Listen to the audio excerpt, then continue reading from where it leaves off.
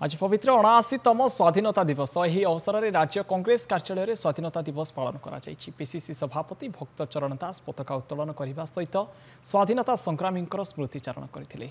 कार्यक्रम में बहु कांग्रेस नेता और कर्मी माने उपस्थित थे।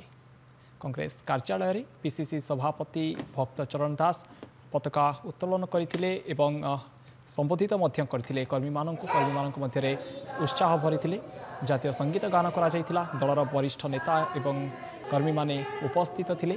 79तम स्वाधीनता दिवस अवसर में पीसीसी सभापति भक्त चरण दास कर्मी मानक उद्बोधन देते।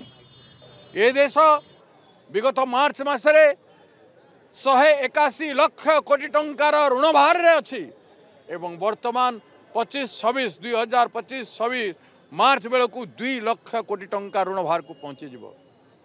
प्रति व्यक्ति ऋणग्रस्त मनीष के विकास करि पारिबो नाही।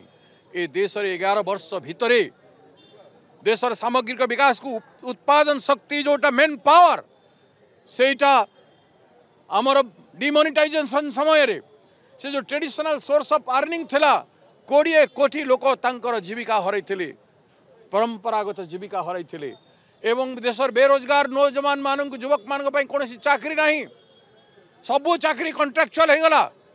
सबु क्षेत्र रे आज कॉन्ट्रैक्चुअल यूनिवर्सिटी मानक आप देखिए स्थायी प्रिंसिपाल नहांती, एडक प्रिंसिपाल अच्छी। कॉलेज मानक देखिए स्कूल मानक देखे से भाया अवस्था अच्छी। ये कॉन्ट्रैक्चुअल ठिकादार गत राजनीति रे राष्ट्र के उन्नति करि पारे। राष्ट्र शिक्षा, राष्ट्र स्वास्थ्य, राष्ट्र सार्वभौम विकास हो पारिबो नहीं।